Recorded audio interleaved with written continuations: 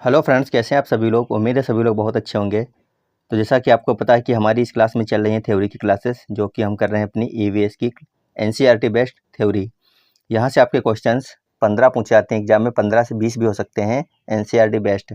उसके बाद में जो आपके 15 से या फिर जो 10 क्वेश्चन बचेंगे वो आएंगे पेडागोजी के। तो पेडागोजी की क्लास हम लोग करेंगे इसके बाद में। इससे पहले हम लोग अपने वो चैप्टर क्लियर कर रहे हैं जहाँ से आपके अधिकतम क्वेश्चन पूछे जाते हैं एनसीईआरटी से। तो चलिए क्लास को शुरू करते हैं। आज का जो हमारा चैप्टर है वो है डिजीज या फिर रो कह लीजिए आप इसको। यहाँ से 2 से 3 क्वेश्चन आपको हर एक पेपर में देखने को मिलेंगे, जितने भी आपकी शिफ्ट होंगी ऑनलाइन एग्जाम की। तो चलिए शुरू करते हैं क्लास को शुरू करने से पहले एक बार सभी लोग सेशन को शेयर कर दीजिए अपने साथियों के पास में, और वीडियो अच्छी लगे तो वीडियो को लाइक ज़रूर करिएगा। अगर आप नए जुड़ रहे हैं, पहली बार क्लास को देख रहे हैं या फिर 1-2 बार देख चुके हैं, क्लासें अच्छी लग रही हैं तो चैनल को सब्सक्राइब जरूर कर लीजिएगा। चलिए शुरुआत करते हैं आज की अपनी क्लास की। लिखा है मच्छरों से होने वाले रोग। सबसे इम्पॉर्टेंट यही टॉपिक है, मच्छर वाला। यहाँ से क्वेश्चन ज़्यादातर बन जाते हैं आपके एग्जाम में, तो इसको हम बहुत अच्छी तरीके से करने वाले हैं। आप लोग चाहना तो अपने नोट्स भी बना सकते हैं साथ साथ में। लिखा है मच्छरों से मलेरिया, डेंगू व चिकनगुनिया रोग होता है। कौन कौन से रोग होते हैं? मच्छरों से होने वाले रोग हैं मलेरिया, डेंगू व चिकनगुनिया। ये सब रोग किससे होते हैं? मच्छर से होते हैं। एग्जाम में मिलान करने के लिए भी आता है, मच्छर से होने वाले रोग, मक्खी से होने वाले रोग। तो इस प्रकार से आपको याद रखना है कि ऐसे कौन कौन से रोग हैं जो मच्छर से होते हैं, और ऐसे कौन कौन से रोग हैं जो कि मक्खियों के द्वारा फैलाए जाते हैं फिर होते हैं। तो चलिए देखते हैं आगे। आपको इतना याद हो गया कि मच्छर से होने वाले रोग कौन कौन से हैं। पहला है मलेरिया, दूसरा है डेंगू और तीसरा है चिकनगुनिया। आगे देखते हैं। आगे लिखा है मलेरिया मादा एनोफिलीज मच्छर के काटने से प्लाज्मोडियम नामक प्रोटोजोआ से होता है। किसके द्वारा होता है? मादा एक मच्छर होती है जिसका नाम होता है एनोफिलीज, इसके काटने से होता है, जो कि क्या होता है, एक प्लाज्मोडियम नामक प्रोटोजोआ को हमारे शरीर के अंदर वो छोड़ देती है, जिससे हमें मलेरिया रोग हो जाता है। तो आप लोग इसको याद रखेंगे। मलेरिया का मच्छर का नाम क्या होता है? मादा एनोफिलीज मच्छर। ये देखिए आपके सामने चित्र बना है। ये जो पहले वाला चित्र है ये एक मच्छर है जिसका नाम है मादा एनोफिलीज मच्छर, और इधर एक मच्छर है जिसका नाम है एडीज मच्छर। तो दोनों चित्र देखिए आप लोग, और पहचान भी कर सकते हैं कि ये देखिए लाल लाल है बिल्कुल, और ये कैसा मच्छर है? भूरा भूरा दिख रहा है और काला सा है। जबकि जो मादा एनोफिलीज है ये कैसी है? ये लाल है। तो आप लोग इनमें पहचान भी कर सकते हैं, देखिए चित्र में। आगे लिखा है मलेरिया में ठंड लगकर कपकपी के साथ बुखार आता है। इसके जो लक्षण होते हैं वो क्या होते हैं? जब किसी को मलेरिया हो जाता है तो उसमें फीवर आएगा आपको, और फीवर साधारण नहीं आता है, ठंड लगेगी, कपकपी लगेगी, आप कंबल ओढ़ेंगे, रजाई ओढ़ेंगे, मतलब इस प्रकार से फीवर आएगा कि आपको ठंड जरूर लगेगी। तो आपको समझ में आ जाएगा कि आपको शायद मलेरिया के लक्षण हो गए या फिर मलेरिया हो गया है, जिसका कारक क्या होता है? प्लाज्मोडियम नामक प्रोटोजोआ होता है। आप लोग इतना याद रखिएगा। 2 चीज़ बहुत इंपॉर्टेंट हैं कि इसमें जब बुखार आएगा तो कैसा आएगा, मतलब हल्की आपको ठंड लगेगी तभी बुखार आएगा अगर मलेरिया होगा तो, और इसका कारक होता है प्लाज्मोडियम नामक प्रोटोजोआ, जिसके कारण मलेरिया रोग हो जाता है। और ये काटता कौन है? मादा एनोफिलीज मच्छर काटती है। तो यहाँ तक आपके टॉपिक हो गया होगा क्लियर। आगे देखिए। आगे लिखा है मलेरिया परीक्षण में मानव के रक्त में मलेरिया परजीवी पाए जाते हैं। जब भी मलेरिया का परीक्षण किया जाता है, मान लीजिए आपको फीवर आने लग गया और आप लैब पर गए, आपने कहा कि हमारा टेस्ट कर लीजिए, टेस्ट किया जाएगा तो उसमें कौन से लक्षण पाए जाते हैं? रक्त में मलेरिया परजीवी पाए जाते हैं। यानी कि कौन सा मलेरिया परजीवी पाया जाएगा? पाया जाएगा प्लाज्मोडियम प्रोटोजोआ। ये आपके रक्त में पाया जाएगा, जिससे पता चलता है कि आपको मलेरिया हो गया है। आगे लिखा है वर्षा के बाद मलेरिया ज़्यादा फैलता है, डेंगू अक्टूबर से दिसंबर तक फैलता है। क्वेश्चन बन सकता है कि मलेरिया रोग अधिकतर कब फैलता है या फिर डेंगू कब फैलता है। तो आपको याद रखना है कि वर्षा के बाद मलेरिया ज़्यादा फैलता है। जब बरसात निकल जाती है, बरसात के बाद में मलेरिया रोग ज़्यादा फैलता है, जबकि डेंगू जो फैलने का समय होता है वो अक्टूबर से दिसंबर तक का होता है। यानी जो इस समय का समय चल रहा है, अक्टूबर आने वाला है, तो अक्टूबर से दिसंबर तक आपको थोड़ा सतर्क रहना है। इसमें आपको डेंगू और मलेरिया ज़्यादातर देखने को मिल सकते हैं। आगे लिखा है मच्छर के लार्वे का रंग भूरा होता है। कैसा होता है? ये देखिए आपके सामने लार्वा हैं, ये कैसे हैं? भूरे रंग के होते हैं। और बरसात के बाद में क्यों आपको डेंगू या फिर मलेरिया की शिकायत होती है? क्योंकि जो हमारे घर के आसपास खाली प्लॉट होते हैं जिनके अंदर ये देखिए पानी भरने की सुविधा है, नालियाँ होती हैं, या फिर हमारे छतों के ऊपर जो टायर वगैरह पड़े रहते हैं वहाँ पे पानी भर जाता है।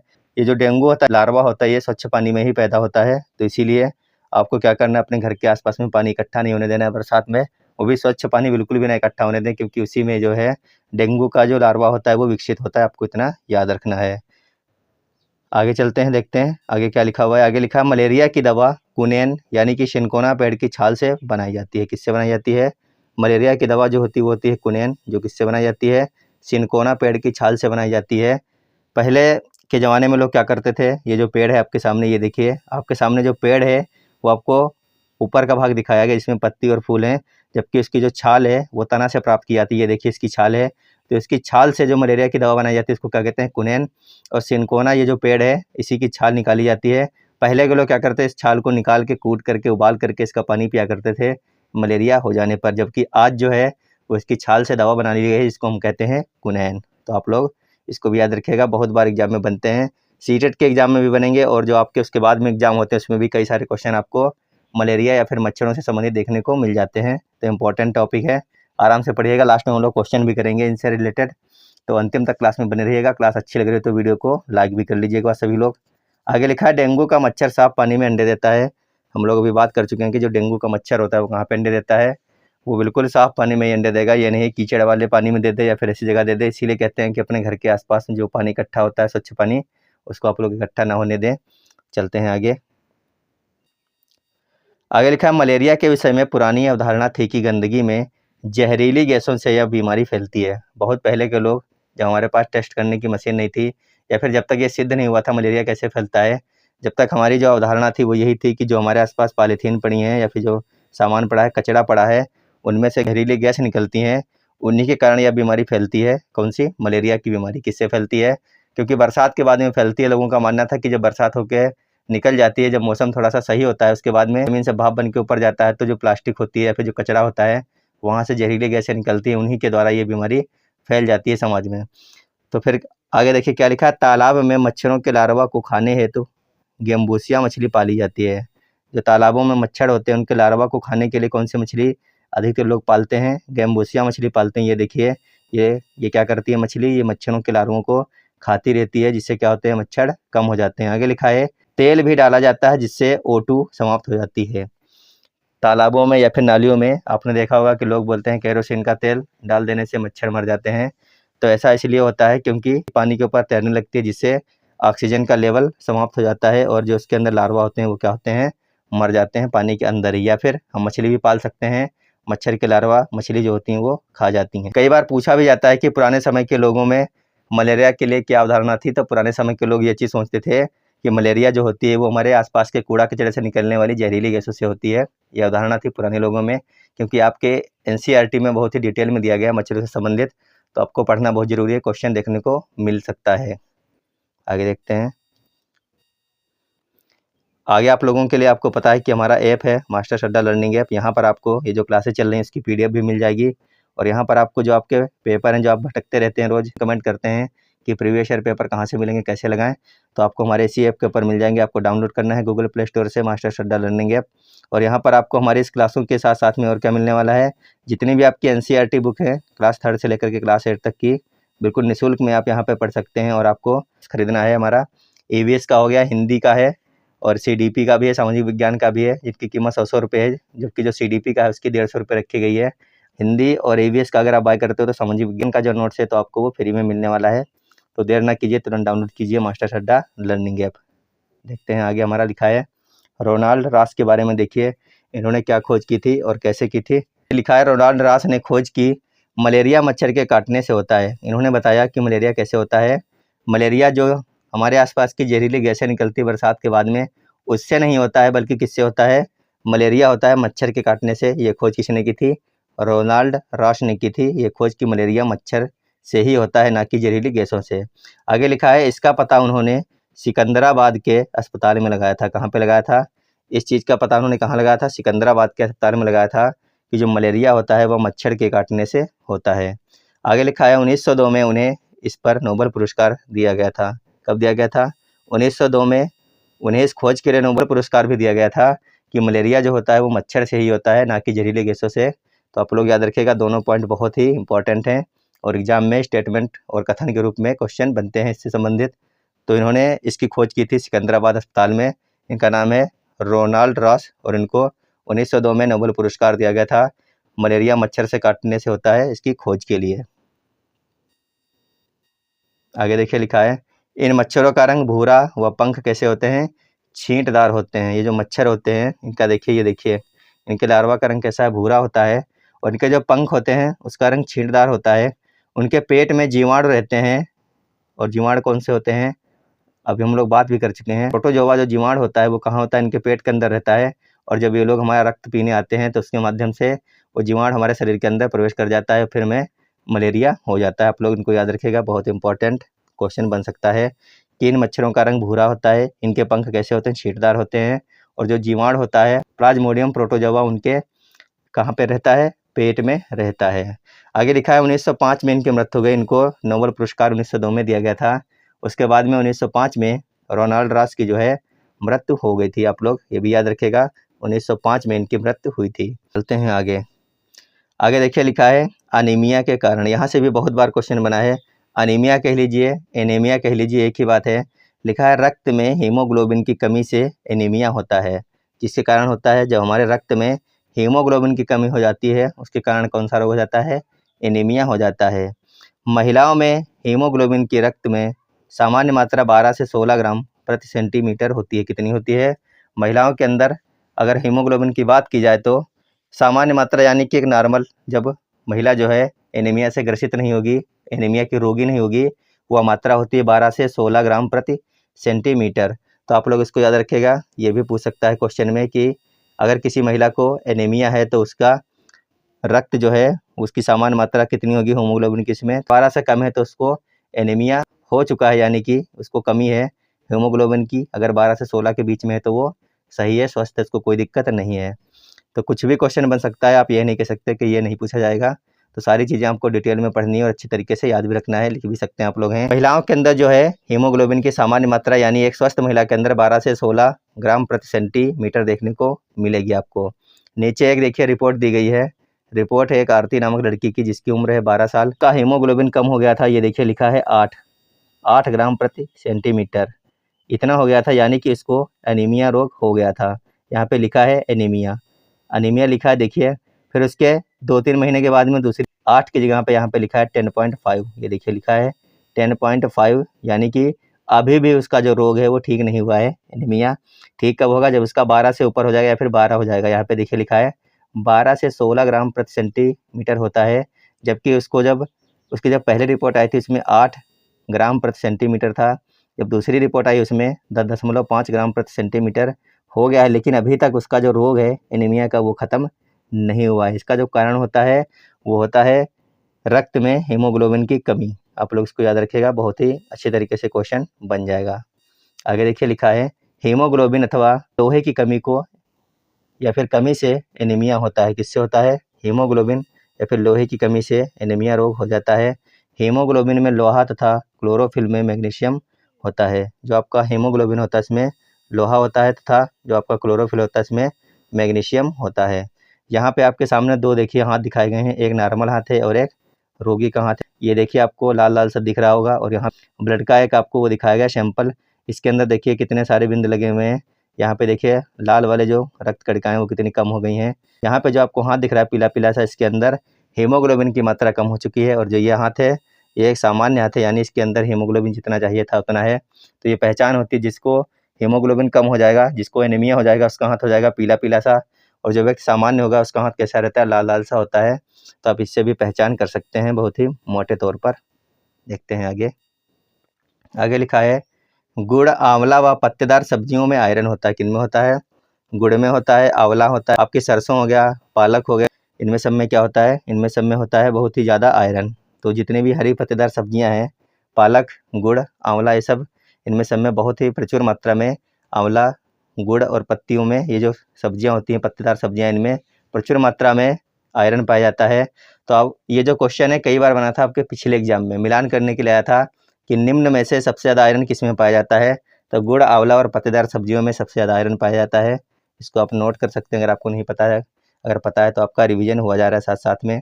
आगे लिखा है हीमोग्लोबिन बढ़ाने के मुख्य स्रोत कौन कौन से हैं। देखिए नीचे लिखा है दाल हो गया, चावल है, सब्जियां और रोटी। हीमोग्लोबिन बढ़ाने के मुख्य स्रोत में अगर देखिए तो आएगा पल्सेस, राइस, वेजिटेबल्स और ब्रेड्स, यानी कि दाल खाइए, चावल खाइए, सब्जी और रोटी खाइए। इनसे क्या होता है, इनसे हमारे शरीर में जो हीमोग्लोबिन की कमी होती है वो धीरे धीरे बढ़ जाती है। अगर आयरन की कमी अगर आपको हुई है तो आपको खाने की ज़रूरत है गुड़, आंवला और हरी पत्तेदार सब्जियां। तो इम्पॉर्टेंट क्वेश्चन बनेगा, कई बार बना भी है। कम से कम पिछली बार देखा जाए तो 22 शिफ्टों में से 10 शिफ्टों में क्वेश्चन बना था कि निम्न में से ऐसा कौन सा मतलब कि जोड़ा है जिसमें सबसे ज़्यादा आयरन पाया जाता है। तो जोड़े में कई सारी चीज़ें पूछी गई थी, तो वहाँ पर जो सही ऑप्शन था गुड़, आंवला और हरे पत्तेदार सब्जियां ही सही ऑप्शन आपका माना गया था। जिन लोगों ने एग्जाम दिया होगा उनको पता भी होगा ये क्वेश्चन कितनी बार बना था। आगे देखते हैं। आगे लिखा है मक्खियों से होने वाली बीमारी। देखिए मक्खियों से कौन सी बीमारी होती है। मक्खियों से पेट की बीमारी होती है। पहली बात तो ये है कि मक्खियों से कौन सी बीमारी होती है, पेट की बीमारी होती है। लिखा है मक्खी से हैजा, डायरिया और निंद्रा रोग होता है। कौन कौन से रोग हो सकते हैं, एक तो हैजा हो सकता है, डायरिया हो सकता है और निंद्रा रोग भी आपको हो सकता है मक्खी से, जिससे हमको उल्टी आने लगेंगी, दस्त आने लगेंगे और डायरिया बन जाएगा या फिर हैजा हो जाएगा या फिर निंद्रा रोग भी आपको हो सकता है। अधिकतर इसका कारक या फिर वाहक होता है सीसी मक्खी। कौन सी मक्खी होती है, सीसी मक्खी हो गई, बालू मक्खी। इस प्रकार से जो मक्खियाँ होती हैं रोग का वाहक होती हैं। आगे देखते हैं। आगे आपका लिखा है जीवाणु जनित रोग। जीवाणु जनित रोग कौन कौन से होते हैं उनको देखिए। यहाँ से क्वेश्चन बहुत बार आपके एग्जाम में बनता है कि जीवाणु जनित रोग इनमें से कौन सा है। नीचे दिए गए ऑप्शन में से बताइए जीवाणु जनित या फिर बैक्टीरियल डिजीज कौन सी हैं। तो आप लोग याद रखेंगे कुष्ठ रोग हो गया यानी लेप्रोसी, हैजा, टीबी, निमोनिया, डायरिया या फिर खाद्य विषाक्तता कह लीजिए या फिर फूड पॉइजनिंग कह लीजिए। आपने ऐसा कुछ खाना खा लिया जिससे आपको बदहजमी हो गई, खट्टी खट्टी डकार आने लग गई और आपके पेट में क्या हो गया, फूड पॉइजनिंग हो गई और आपको उल्टियाँ होने लग गई। तो इसको बोलते हैं खाद्य विषाक्तता। ये सब किससे होता है, सब जीवाणु जनित रोग हैं। जबकि जो पोलियो आपका है ये विषाणु जनित रोग है। आप लोग याद रखिएगा, बहुत बार क्वेश्चन बनता है और आपके एनसीईआरटी बुक में दिया भी गया है पोलियो के बारे में। तो पोलियो विषाणु जनित रोग है। अगर जीवाणु जनित रोग की बात करें तो कुष्ठ रोग, हैजा, टीबी, निमोनिया, डायरिया और फूड पॉइजनिंग ये सब कैसे हैं, ये सब जीवाणुओं के द्वारा होने वाले रोग हैं। अब हम लोग करेंगे अपने क्वेश्चंस, तो आप लोग कोशिश करिएगा कि सही आंसर आपके ज़्यादा से ज़्यादा निकल आए। चलिए पहला क्वेश्चन सभी लोग करते हैं। पहला क्वेश्चन लिखा है मलेरिया रोग प्रमुखता किस समय फैलता है। सर्दियों के बाद फैलता है, वर्षा के बाद फैलता है, गर्मी के बाद या फिर कभी कभी, या फिर कभी भी कह लीजिए या फिर कभी कभी कह लीजिए। तो सभी लोग बताइए कब फैलता है। मलेरिया रोग प्रमुखता किस समय फैलता है आपको ये बताना है। तो क्वेश्चन नंबर 1 के लिए ऑप्शन नंबर 2 हम लोग बात कर चुके हैं कि मलेरिया रोग अधिकतर वर्षा के बाद में फैलता है। सभी लोग इसका ऑप्शन नंबर 2 जिन लोगों ने किया था उनका सबका बिल्कुल सही होगा, या फिर आप लोग लिख लीजिए इसका ऑप्शन नंबर 2 बिल्कुल सही हो जाएगा इस क्वेश्चन के लिए।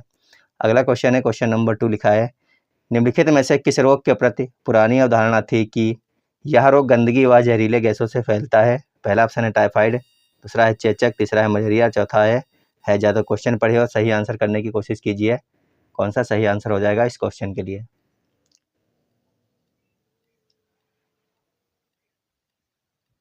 तो उम्मीद है सभी लोगों ने कर लिया होगा। अभी हम लोग बात कर चुके हैं कि जो बहुत पहले के समय था हमारा, उस समय लोगों की अवधारणा थी कि जो मलेरिया फैलता है ये गंदगी के द्वारा फैलता है। बरसात के बाद में गैसें होती हैं वो निकलती हैं, इसके माध्यम से मलेरिया फैल जाता है।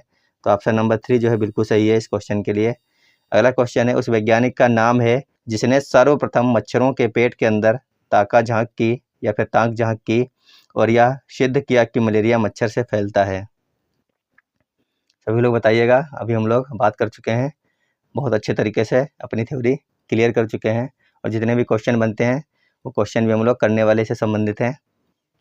उस वैज्ञानिक का नाम क्या है जिसने सर्वप्रथम मच्छरों के पेट में या फिर मच्छरों के पेट के अंदर ताक झांक करके यह सिद्ध किया कि मलेरिया मच्छर से फैलता है। मेंडल ने किया, मिस्ट्रल ने, रोनाल्ड रॉस ने या फिर चार्ल्स डार्विन ने।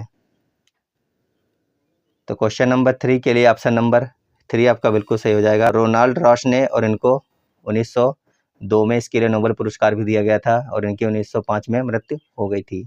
आगे देखते हैं। अगला क्वेश्चन नंबर 4 है आपका मादा मच्छर रक्त चूसने का कार्य क्यों करती है। सभी लोग इसका आंसर दीजिए।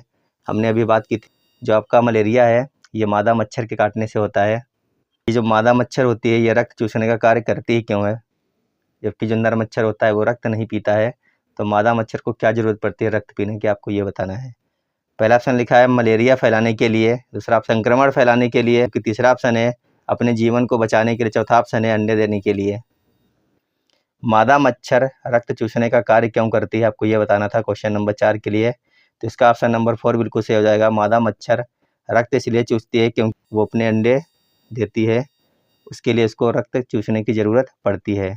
चलते हैं अपने अगले क्वेश्चन पर। क्वेश्चन नंबर 5 लिखा है रजत ने अपने मित्र से कहा कि मैं खेल नहीं सकता क्योंकि मुझे बुखार है, कपकपी, बुखार, सिर दर्द और अंत में पसीना आने के चक्कर से गुजरता हूँ। रक्त की जांच के बाद डॉक्टर ने मुझे एक कड़वी दवाई दी। रजत किस रोग से पीड़ित हो सकता है? आपको बताना है कि एक कोई बालक है रजत, वो अपने बुखार के बारे में बता रहा है कि मुझे कपकपी लगती है, बुखार आता है, सिर दर्द होता है और अंत में पसीना आने लगता है। आप बताइए कि रजत को कौन सी बीमारी है? पहला ऑप्शन लिखा है अतिसार, दूसरा ऑप्शन है हैजा, तीसरा है मलेरिया, चौथा ऑप्शन है मियादी बुखार।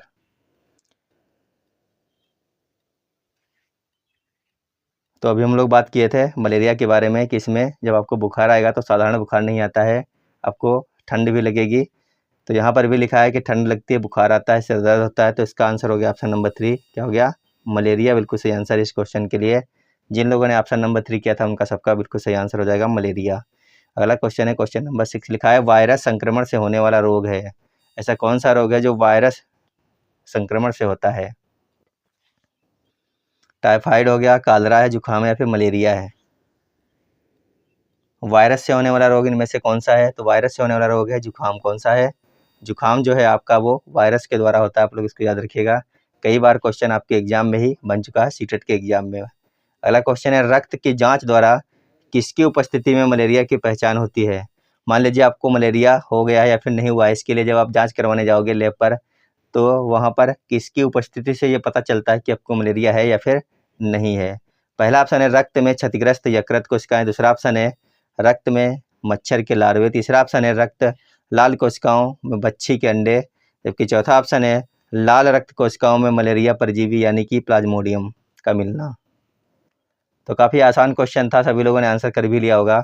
अगर आपको मलेरिया हुआ है या फिर नहीं हुआ है, जब आपका टेस्ट किया जाएगा ब्लड का तो वहाँ पे क्या निकलेगा? अगर आपको हुआ है तो परजीवी निकलेगा मलेरिया का, जिसका नाम है प्लाज्मोडियम।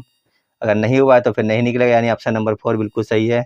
जिन लोगों ने ऑप्शन नंबर 4 किया था उनका सबका बिल्कुल सही आंसर हो जाएगा क्वेश्चन नंबर 7 के लिए। क्वेश्चन नंबर 8 है आपका, छोटी माता एवं रेबीज रोग का कारण क्या होता है? सभी लोग आंसर करेंगे। छोटी माता एवं रेबीज रोग का कारण क्या होता है? वायरस होगा, प्रोटोजोआ होगा, बैक्टीरिया होगा या फिर निमेटोड होगा? छोटी माता एवं रेबीज रोग का कारण क्या होगा? वायरस, प्रोटोजोआ, बैक्टीरिया या फिर निमेटोड? तो इस क्वेश्चन का सही आंसर हो जाएगा ऑप्शन नंबर 1, क्या हो जाएगा? छोटी माता या फिर रेबीज का कारण होता है वायरस। क्या होता है? वायरस होता है। जिन लोगों ने ऑप्शन नंबर 1 किया था उनका सबका बिल्कुल सही हो जाएगा क्वेश्चन नंबर 8 के लिए। अगला और अंतिम क्वेश्चन है आपका, निम्नलिखित में से कौन सा मच्छरों से होने या फिर फैलने वाला रोग का समुच्चय है? इस प्रकार से क्वेश्चन आपको देखने को मिलेगा आपके एग्जाम में। हैजा dengue malaria, chikungunya dengue malaria, chikungunya हैजा मियादी बुखार या फिर चिकनगुनिया मलेरिया मियादी बुखार? सभी लोग आंसर करिए। इनमें से ऐसा कौन सा समूह है जो मच्छरों के द्वारा फैलता है? क्वेश्चन नंबर 9 के लिए ऑप्शन नंबर 2 जो लोग कर रहे हैं उनका सबका बिल्कुल सही हो जाएगा। चिकनगुनिया, डेंगू और मलेरिया ये मच्छर के द्वारा फैलने वाले रोग हैं। जिन लोगों ने ऑप्शन नंबर 2 कर लिया था उनका सबका बिल्कुल सही आंसर हो जाएगा। तो उम्मीद है आप लोगों के समझ में आ चुका होगा ये चैप्टर, और किस प्रकार के क्वेश्चन बनते हैं ये भी समझ में आ गया होगा, और आप लोगों ने कई सारे क्वेश्चन सही तरीके से कर भी लिए होंगे। जो चैप्टर है काफ़ी इंपॉर्टेंट है, यहाँ से आपको 2 से 3 क्वेश्चन जरूर देखने को मिल सकते हैं आपके एग्जाम में है। अगर आपको PDF चाहिए तो मास्टर चड्डा लर्निंग ऐप को डाउनलोड कर लीजिए, यहाँ पर आपको PDF मिल जाएगी। तो चलिए मिलते हैं अगली क्लास में, जब तक आप लोग पढ़ाई करते रहिएगा, स्वस्थ रहिए, मस्त रहिए। धन्यवाद, बाय बाय।